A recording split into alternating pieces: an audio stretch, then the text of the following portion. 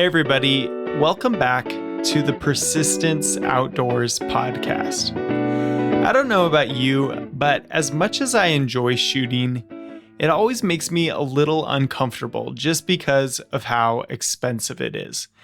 Every time I pull the trigger on my hunting rifle, I can't help but notice I'm sending $150 or more downrange.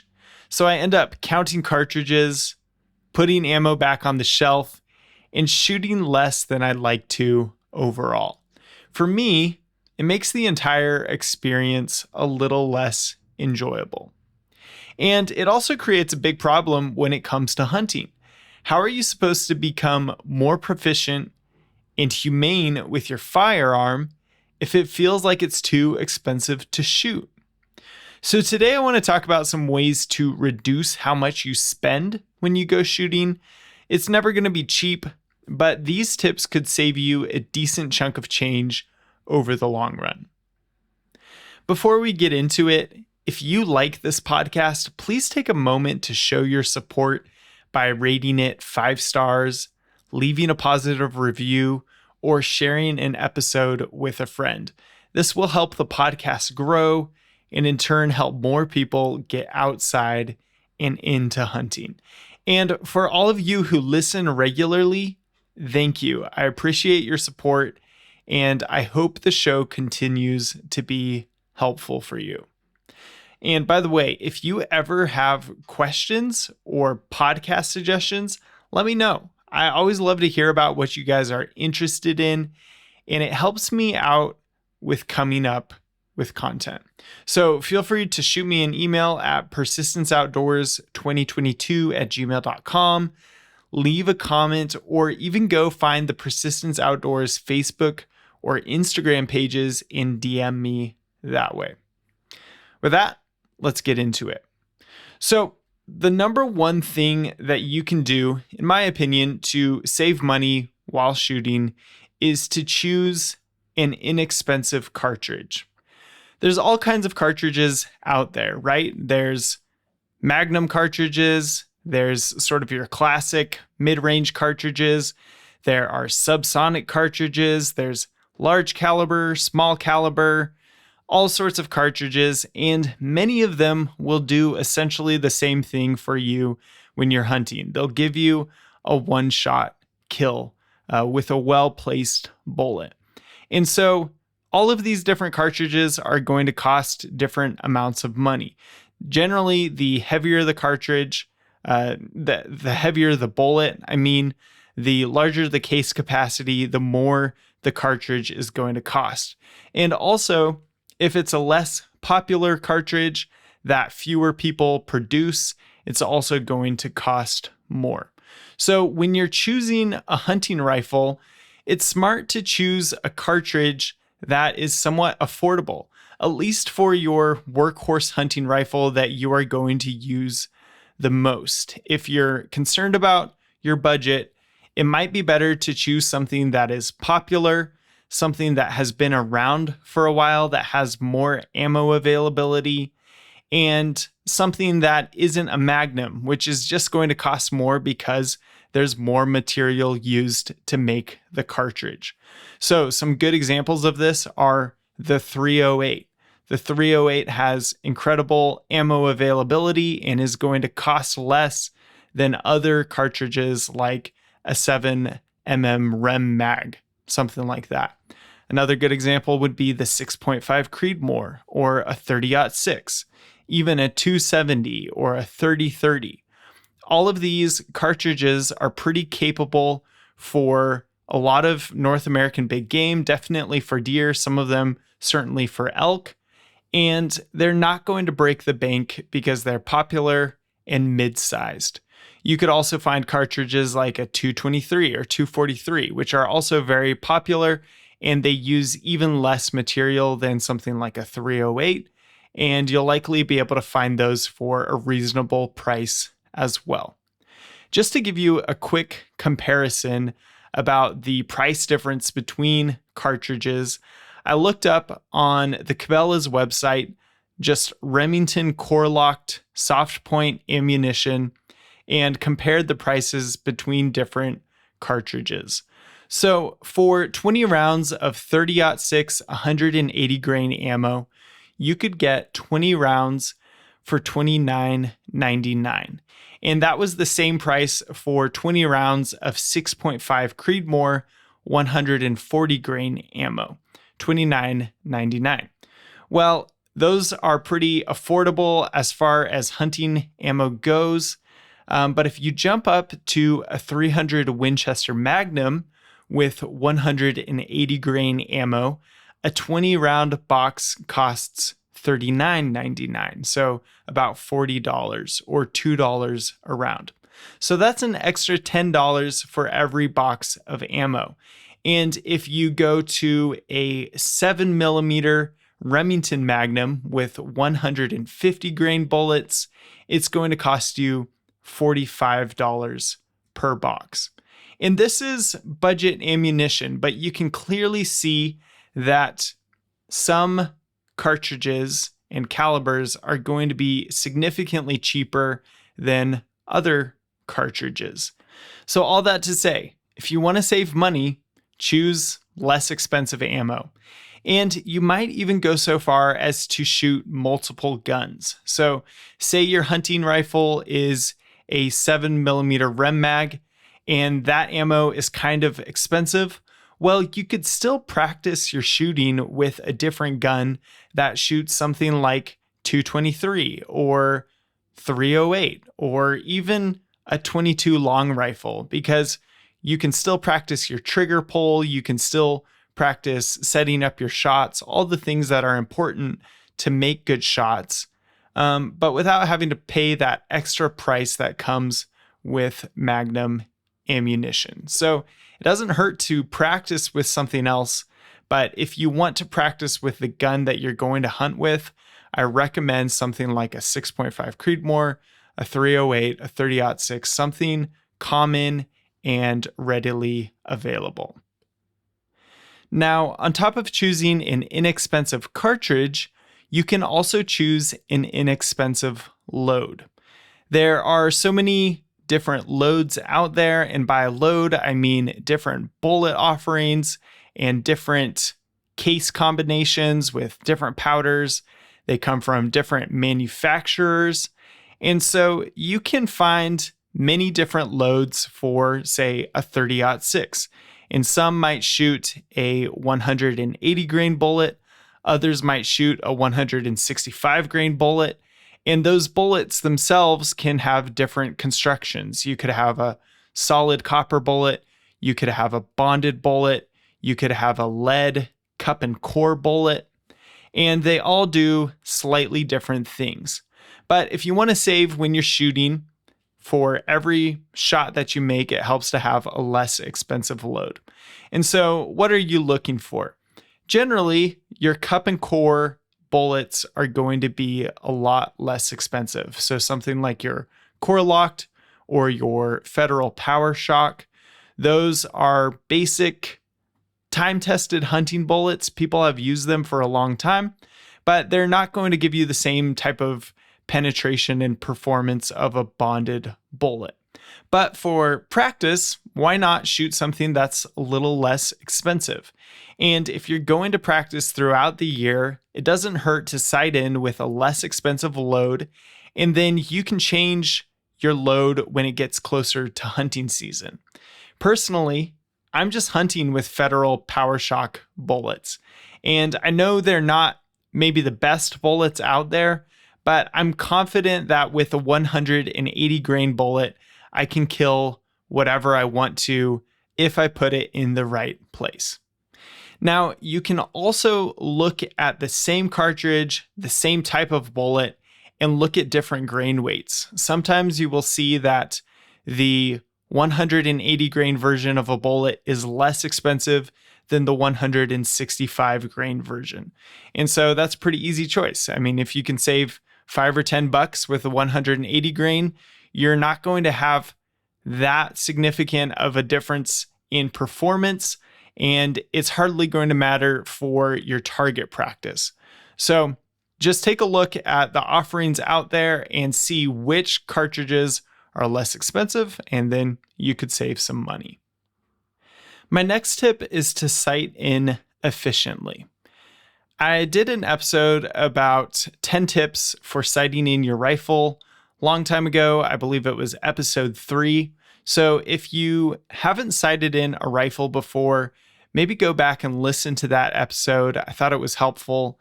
But when you're sighting in a rifle, you're trying to make the point of impact, where the bullet lands, match up with your point of aim, with your usually a scope.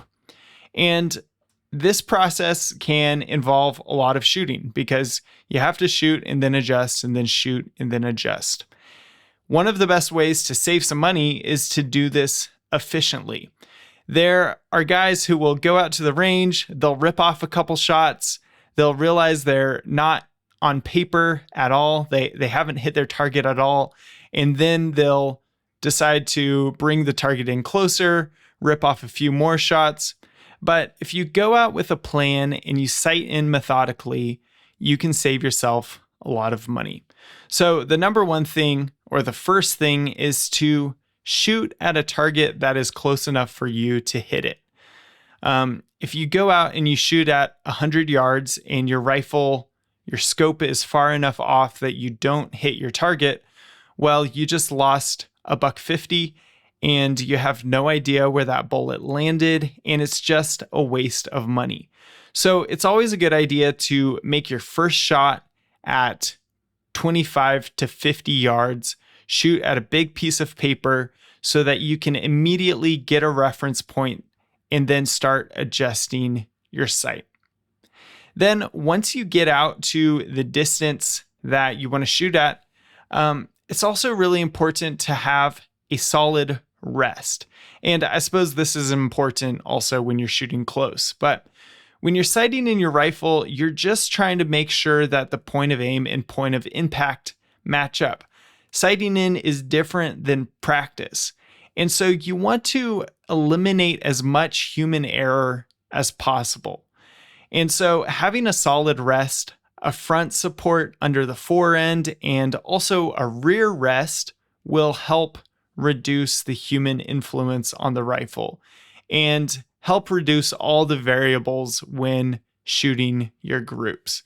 So if you go out and you don't have a good rest, maybe you shoot a 3-shot group or a 5-shot group and it's all over the place. Well, now you're trying to figure out, is it because I'm shooting poorly, or is it because the rifle doesn't shoot good groups? And you're going to have a harder time trying to adjust your point of aim to match your point of impact, of course. But if you go out and you get a solid rest, it's likely that you will shoot more precise groups, which will help you adjust your scope more precisely. And you'll also be able to quickly diagnose if for some reason your rifle isn't shooting the way that you want it to. So I can't stress this enough. If you're going to go out and sight in your rifle, you're not practicing per se, you're just sighting it in, get a solid rest and don't leave all of that up to chance. And that's going to help you not have to chase your zero, which just means adjusting over and over again, trying to figure out where the scope needs to be adjusted to match your point of impact. So you're not going to have to chase your zero. You're going to have more confidence in the shooting capability of your gun. And all of this is going to translate into fewer bullets shot and therefore more money saved. And when you do this efficiently, then you can move on once you've sighted in and you can actually move on to practice. Another tip I'll give for sighting in is to let your gun cool down between groups. I found that my rifle with its specific barrel is sort of a sporter barrel, so pretty thin. It can usually shoot about 10 shots before it starts to heat up too much, and then it actually throws off the point of impact. And so by shooting a group and then waiting 5 minutes and letting it cool, and then shooting a group and waiting 5 minutes, I actually get better consistency and I'm better able to dial in my scope quickly and efficiently. And that's something that I didn't realize would be an issue when I was first starting out. So if you are suddenly shooting a lot worse than you think you can, or you can't really explain why your bullets are going where they're not supposed to, you might check your rifle barrel and see if it's really hot. And if it is, there's a chance that your hot rifle barrel is affecting the accuracy of your rifle. It also helps when sighting in a rifle to have a system that works in the first place. And this is kind of the idea of buy once, cry once. And I know that buying isn't necessarily saving money, but I do want to explain this real quickly and how it could save you money in the long run. So if you have an unreliable rifle and it shoots poor groups, or you have an unreliable scope and it doesn't hold a 0, well, you are going to spend more time trying to dial in your system than if you do have a reliable rifle and a reliable scope. And I can give you an example. So I have one hunting rifle. It's a 30-06, and I was kind of cheaping out when I bought it, and I bought the least expensive scope that I could find that I thought would do the job. And so what I mean is it's a 3x9 power. It's great. I can see through it. It's clear enough. I've shot out to 400 yards with it, and I can hit things with it. And so it does the job, but it doesn't have anything fancy, and it's not the highest quality. I really didn't spend a lot of money on it. And what I've noticed is that while it holds at 0, once I get it dialed in, it doesn't track precisely when I'm trying to adjust it. Meaning, if I try to adjust my scope 2 inches to the right, sometimes I turn the turret what should be 2 inches to the right, and it ends up going 3.5 or 4 inches instead. And so that creates issues, because if I'm trying to dial in the scope and it moves, my point of aim moves differently than I intend it to, I end up shooting more bullets trying to get it all to line up. And I have to overcompensate in one direction, and then it moves more than I intend it to, and then I have to undercompensate, and it's a lot more finicky than if I just had a scope that tracked properly. Okay? And if I had a scope that tracked properly, who knows how many fewer bullets I would shoot, and especially how many fewer bullets I would shoot over the course of 10 years, right? As long as I have this scope. And so I can't put a number on it, but it seems like if I had spent the extra $200 to get a better quality scope with turrets that track precisely, I might actually save money in the long term. And I probably would have enjoyed the process of sighting in my rifle more than having to struggle with this scope that doesn't track well. So having gear that works can save you money in the long run. You'll have to figure out exactly how much for yourself, and it may be more of a value proposition than actual saving money, but I think it's worth considering, especially if you haven't bought your rifle or your scope yet. After sighting in efficiently, you can then move on to practicing. And like I said, these are two very different things. Practicing is actually going to help you get better. And there is some practice you can do from a bench. You may be working on your trigger pull, especially if you're new to shooting rifles. You may want to practice at the bench and just learn how to manipulate your rifle. And when I say at the bench, I mean the little table that they set up at shooting ranges, and you sit next to it, and then you can rest your rifle and shoot downrange. But once you're comfortable with your rifle and you're shooting well at the bench, it's time to move on to other types of practice. So shooting from field positions, shooting from standing up, and actually challenging yourself to get better in ways that will help you when you're hunting. If all of your practice is shooting from the bench, when you get out in the field, you're not going to be very effective shooting off the back of a pack or shooting standing next to a tree or any of those different things that you might encounter while actually hunting. And so at some point, your practice from the bench doesn't contribute as much to your actual hunting scenarios. And in a way, you're wasting money, or at least you're not getting the most value out of the money you've spent on ammo that you could be. Okay. So practice intentionally. Go out, have a plan, find a place where you can shoot in realistic hunting scenarios. Go set up a target at a distance that you're unaware of. You don't know how far away it is.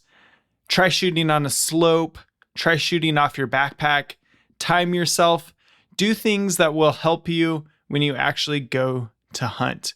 And this will be a better use of your ammunition and of your money than just shooting from a bench.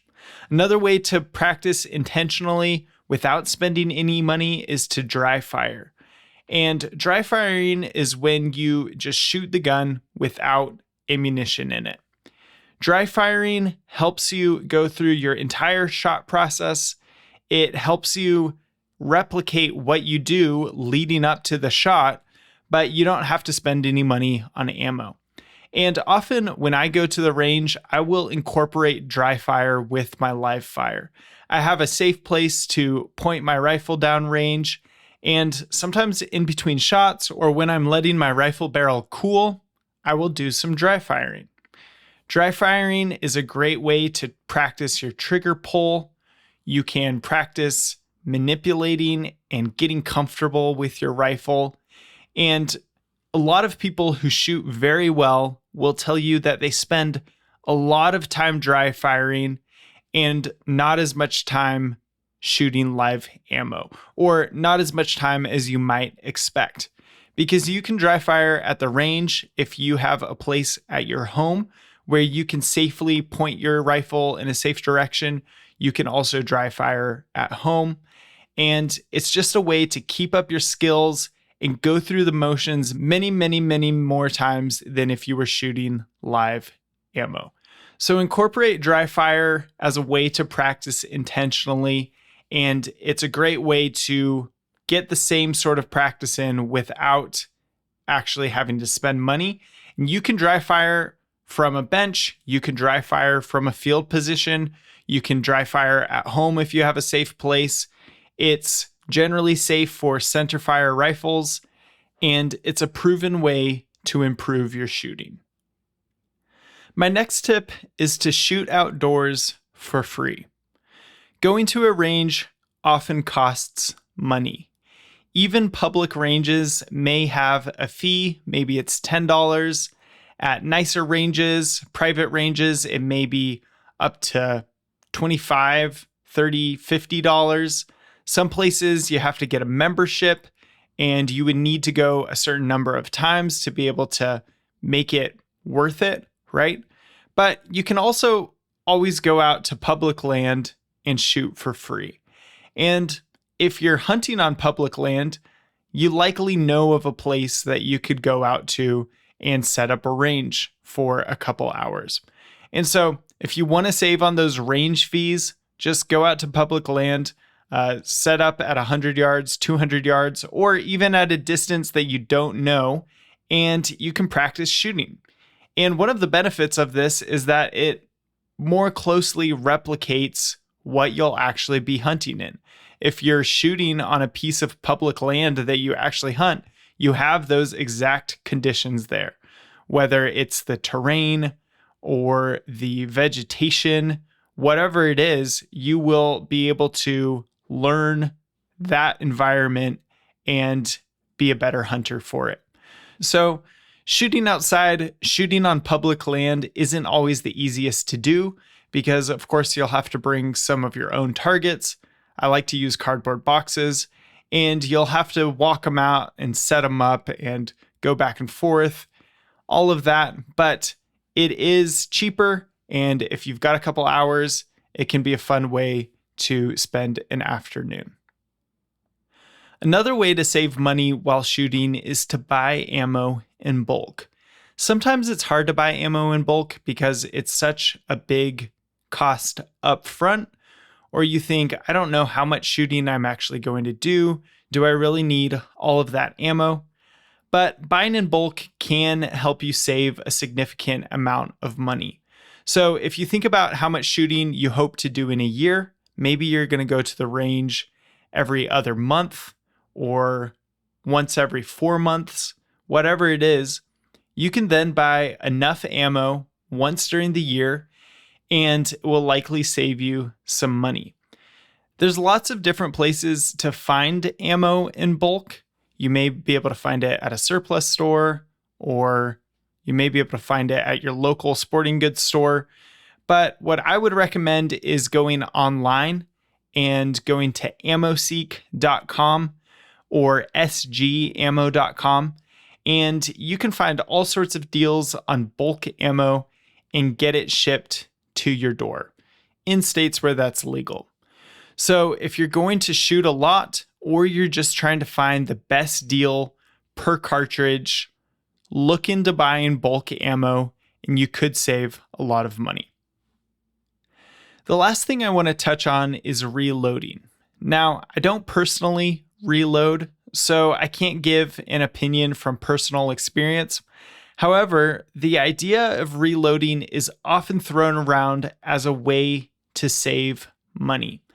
But in reality, it really depends on the cartridge you're reloading for, what components you're using, how much you shoot, and if you factor in the time you're spending reloading as something of money value. So for cheaper cartridges, something like a 223, you may have a very hard time ever breaking even or saving money by reloading, because you can always find inexpensive 223 ammo. But say you're reloading for something more obscure, something that isn't made anymore, you could save money by reloading for that, because any ammo you find is likely to cost a lot of money. So while reloading could save you a little bit of money, it really depends on the cartridge you're shooting. It's a case-by-case basis. One thing that people do say in favor of reloading is that for the money, you're getting a better value. So for the money you are spending on reloading your cartridges, you're getting a better cartridge, a more accurate cartridge, or a better load for your application than if you spent that money on a factory cartridge.